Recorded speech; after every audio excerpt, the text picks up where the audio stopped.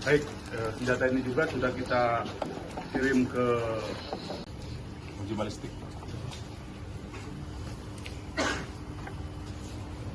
Yang berbahagia pada hari ini puji syukur karena Allah Subhanahu wa taala hari ini Pemirsa, Polres Bengkulu Selatan resmi menetapkan satu orang tersangka berinisial AH yang merupakan karyawan PT ABS terkait kepemilikan senjata api saat penembakan 5 orang petani Pinoraya pada Senin 24 November 2025 lalu.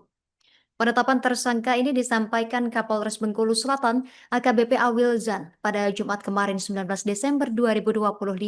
Untuk informasi lengkapnya, terkait berita ini kita sudah terhubung bersama rekan Nur Rahma Sagita, wartawan Tribun Bengkulu yang sudah menghimpun informasinya untuk Anda. Rekan Nur Rahma Sagita, silakan informasi selengkapnya dari Anda, rekan. Baik, terima kasih Justina. Kembali lagi bersama saya Nur Rahma Sagita, reporter dari Tribun Bengkulu. Jadi Polres Bengkulu Selatan telah resmi menetapkan satu orang tersangka berinisial AH yang merupakan karyawan PT ABS terkait kepemilikan senjata api saat penembakan 5 orang petani Pinoraya pada Senin 24 November 2025 lalu. Penetapan tersangka disampaikan Kapolres Bengkulu Selatan AKBP Awilzan didampingi Wakapolres Bengkulu Selatan Kompol Berlan Simanjuntak dan Kasat Reskrim Ibtu M. Akhyar di halaman Mapolres Bengkulu Selatan pada Jumat 19 Desember 2025. Senjata api jenis revolver tersebut digunakan AH untuk menembak 5 orang warga saat terjadi keributan di wilayah PT ABS di Desa Cinto Mandi, Kecamatan Pinoraya, Kabupaten Bengkulu Selatan. Dari hasil penyelidikan dan penyidikan bahwa senjata api yang digunakan AH dan sudah dilakukan pemeriksaan ahli terhadap senjata bahwa senjata ini hasil pabrik. Dan dari hasil perizinan mengatakan senjata ini tidak berizin. Adapun barang bukti yang diamankan berupa satu pucuk senjata api jenis revolver warna silver dengan merek 38 Smith dan Wesson Springfield Mas, 4 butir selongsongan peluru SDW38 SPL yang sudah terpakai, 1 butir selongsongan peluru RV38 SPL yang sudah terpakai. Tersangka AH dijerat pasal 1 ayat 1 Undang-Undang Darurat Nomor 12 tahun 1951 tentang bahan berbahaya, mengatur barang siapa yang tanpa hak memasukkan ke Indonesia, membuat, menerima, mencoba, memperoleh, menyerahkan, atau mencoba menyerahkan, menguasai, membawa, mempunyai persediaan padanya atau mempunyai dalam miliknya, menyimpan, mengangkut, menyembunyikan, mempergunakan, atau mengeluarkan dari Indonesia sesuatu senjata api, amunisi atau sesuatu bahan peledak dihukum dengan hukuman mati atau hukuman penjara seumur hidup atau hukuman penjara sementara setinggi-tingginya 20 tahun. Baik Tribuners, diketahui juga saat ini tersangka kasus penembakan terhadap 5 petani di Bengkulu Selatan hingga kini belum ditahan oleh pihak kepolisian. Hal itu diungkapkan oleh Kasat Reskrim Polres Bengkulu Selatan Ibtu M. Akhyar, mengatakan bahwa kondisi tersangka saat ini masih dilakukan rawat jalan karena masih dalam tahap penyembuhan.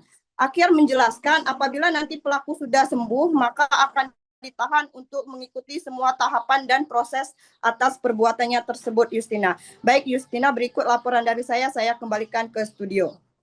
Terima kasih informasi Anda, rekan Nur Rahma Sagita, wartawan Tribun Bengkulu. Selamat bertugas kembali. Kita mendapat laporan dari Kapolsek Kedurang bahwa memang kemarin tanggal 18 setelah terjadi pencurian dengan kekerasan, korban seorang wanita dengan mengendarai sepeda motor dan singgah di salah satu kerabat ingin membeli atau membayar kelapa sawit yang telah dibeli. Jadi beliau ini memang rutin sebagai pembeli kelapa sawit masyarakat. Kemudian pada hari itu datang seorang yang tidak dikenal, kemudian merebut tas yang berisi uang dari korban, dan terjadi perebutan karena yang terlapor ini memegang senjata api sehingga korban ada luka 12 jahitan dan tas terlepas. Kemudian kurang dari 24 jam kita sudah melakukan penangkapan terhadap tersangka pencurian dengan kekerasan ini atas nama inisial TA. Sekarang sedang diamankan dan kita lakukan penyelidikan dan penyidikan. Untuk kejadian ini Pak Kapolres sendiri malam hari Pak Kapolres? siang hari itu 14.30 sekitar setengah 3 sore. Tetapi memang di tempat itu sepi, jadi kami menghimbau kepada masyarakat terutama yang membawa barang berharga agar berhati-hati jika melewati tempat-tempat yang rawan, sepi. Kalau bisa ya minta bantuan untuk dari pihak kepolisian terdekat untuk lewat di sana. Pelaku itu warga mana, Pak? Dari identitas yang kita ambil itu warga Tanjung Kuning. Kalau untuk kerugian berapa itu, Komandan? Terdata 47 juta rupiah, kemudian kami sudah melakukan penggeledahan dan masih ditemukan BB ada padanya itu sekitar 39 juta sekian. Untuk pelaku itu hanya satu apa? Satu orang. Satu orang, Pak. Dia sendirian menggunakan sepeda motor apa? Sepeda motor, kemudian menggunakan senjata tajam. Senjata tajam jenis apa itu, Komandan? Jenis apa kalau orang sini bilang kudu. Oh ya. Berarti himbauannya Pak Kapolres? Ya itu jadi himbauan kami ulangi sekali lagi untuk himbauan pada seluruh masyarakat. Sekarang sudah memasuki operasi lilin nanti malam Jumat 00 Sabtu 00 tanggal 20 Desember 2025 kami himbau kepada seluruh masyarakat. Yang pertama adalah hati-hati dalam berkendaraan, tentu saja perhatikan alat-alat keselamatan seperti kendaraan dan helm. Kemudian hati-hati dalam melewati tempat wisata, takutnya terjadi bencana di tempat-tempat yang kita tahu bahwa memang di Bengkulu Selatan ini rawan dari bencana longsor dan banjir. Dan juga hati-hati dalam perjalanan baik itu mudik maupun berlibur karena tidak menutup kemungkinan ada orang-orang yang bisa seperti tadi yaitu melakukan pencurian dengan Oke, baik, Chef.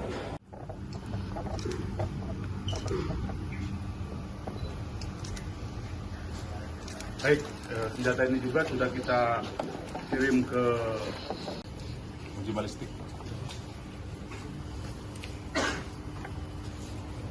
Yang berbahagia pada hari ini puji syukur karena Allah Subhanahu wa taala hari ini kita bisa berkumpul di ruangan Barreskrim dalam rangka konferensi kasus kepemilikan senjata api yang kemarin viral bermula dari tanggal 24 November 2025 kira pukul setengah 3 14.30 saksi 1 Ivan Fernando serta Kapolsek dan anggota mendapat informasi ada keributan yang terjadi di PT. Download Tribun X sekarang, menghadirkan lokal menjadi Indonesia.